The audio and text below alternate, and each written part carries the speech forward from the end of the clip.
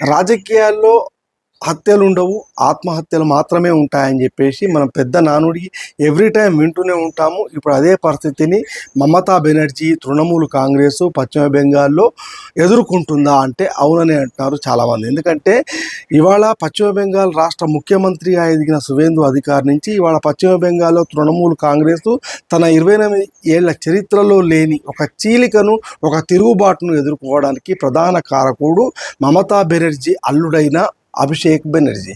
So ఆయన మేనల్లుడిని వెనుక వేసుకొని రావడం వల్ల పార్టీ ఏ విధంగా చీలికకు గురవుతుంది, ఇవాళ ఎలా ఓటమి పాలవుతుంది అనేది మనం చూసాము. ముఖ్యంగా బీజేపీ పశ్చిమ బెంగాల్లో గెలుపు బాట పట్టే క్రమంలోనే బీజేపీ చేసే రాజకీయాలు కావచ్చు, ముఖ్యంగా అక్కడ నెలకొనే పాలిటిక్స్ కావచ్చు, చాలా భిన్నంగా ఉండబోతున్నాయి భవిష్యత్తులో అని చెప్పేసి ముందే మనం ఎప్పుడు చెప్పుకుంటూ వచ్చాము. అదే రీతిలో ఇవాళ పశ్చిమ బెంగాల్ రాజకీయాలు మనకు కనిపిస్తున్నాయి. మహారాష్ట్ర తరహా సంక్షోభం మనకు పశ్చిమ బెంగాల్లో కనిపిస్తుంది. ఎందుకంటే మహారాష్ట్రలో మనం చూసాము, ముఖ్యంగా ఉద్ధవ్ ఠాక్రేకి సంబంధించిన శివసేనను చీల్చి షిండేతో కొత్త పార్టీ ఏర్పాటు చేసి ఎమ్మెల్యేలంతా కూడా అక్కడ అధికారంలోకి వచ్చి మొత్తంగా శివసేన బీజేపీతో కలిసిపోయిన పరిస్థితులను మనం చూసాం. మరొక వైపు అజిత్ పవార్తోని ఎన్సీపీని, శరద్ పవార్ నేతృత్వంలో ఎన్సీపీని చీల్చి అక్కడ అలాంటి రాజకీయాన్ని కూడా చూసాం. అదే పరిస్థితి ఇవాళ మనకు పశ్చిమ బెంగాల్లో తృణమూల్ కాంగ్రెస్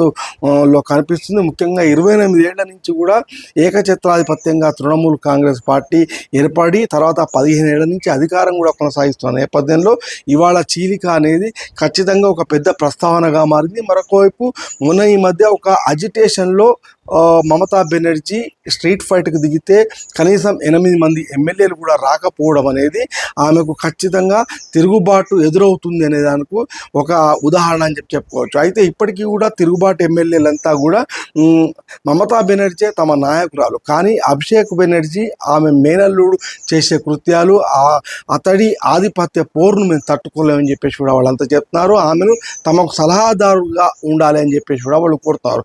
అయితే ఈ నేపథ్యంలో మొత్తంగా 2 సార్లు రాజ్యసభకు పోయి గత ఎన్నికల్లో మొట్టమొదటిసారి ఎమ్మెల్యేగా గెలిచిన రితబ్రత నేతృత్వంలో ఈ ఎమ్మెల్యేలంతా తిరుగుబాటు చేశారు. అయితే రితబ్రతతో పాటుగా మరికొందరి పైన టీఎంసీ ఇప్పుడు వేటు వేసింది. అయితే ఆ వేటుకు ఖచ్చితంగా అర్హమైంది కాదు, ముఖ్యంగా అనర్హత వేటు వేసే అవకాశం లేదు. 60 మంది ఎమ్మెల్యేలు 2/3 మెజారిటీ తమ వద్ద ఉంది కాబట్టి ఖచ్చితంగా ప్రతిపక్ష నేతగా రితబ్రతనే ఉంటాడని చెప్పేసి ఇప్పుడు తిరుగుబాటు ఎమ్మెల్యే అంతా కూడా చెప్తున్న నేపథ్యంలో మొత్తంగా తృణమూల్ కాంగ్రెస్ రాజకీయాలు అనేటివి మళ్ళీ ఒకసారి ఇప్పుడు దేశవ్యాప్తంగా చర్చనీయాంశమయ్యాయి.